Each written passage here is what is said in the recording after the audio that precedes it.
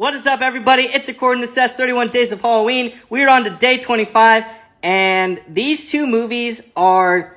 Listen, you're going to need a palate cleanser after watching these. Let me just put it that way. So without further ado, let's get to it.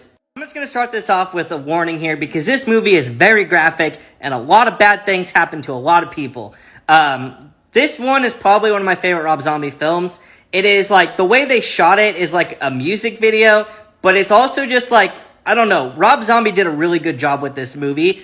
And basically what it's about is you have this group of friends who are trying to write a book about like roadside attractions. Their car breaks down, and you know, they meet this person named Captain Spaulding, this guy who's a legend. And from there, things just get wild. Like, their car breaks down, they get brought back to their house because that's where the like mechanic is, and all of them are just brutally unalived in probably the worst ways imaginable. Other than that, like, I don't really know what else to say about this movie. That, like, it's worth a watch. Like, I always watch it during Halloween time, but, like, you'll need a palate cleanser after this. Like, maybe put on Bob's Burgers or something happy, because, like, I always feel sick after watching this movie, but it's definitely worth a watch, because what Rob Zombie did with this film was just, like I said, like, unlike anything else out there.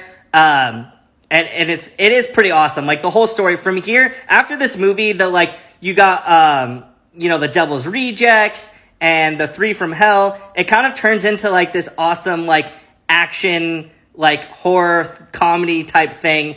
And from, like, yeah, I don't know. Just watch it, guys. It's on HBO Max. And finally, we have the Texas Chainsaw Massacre from 1974. Tobe Hooper's classic. This is an all-time must-see movie. You can find it on Tubi, you can find it on Prime Video, and you can also find it on Paramount Plus.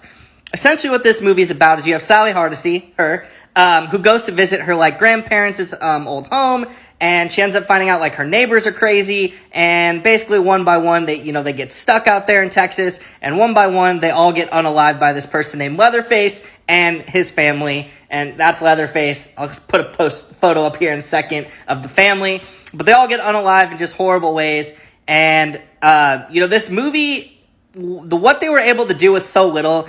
In the 70s, horror was very different. Like, there was little special effects for this movie, and like I said, what they were able to do was just super cool.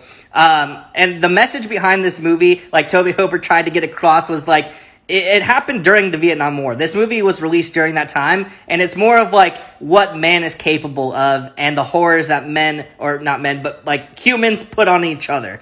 All in all, this movie is a must-watch. It is awesome. It is bloody. But like I said, both of these movies, you need something happy to watch after this, so...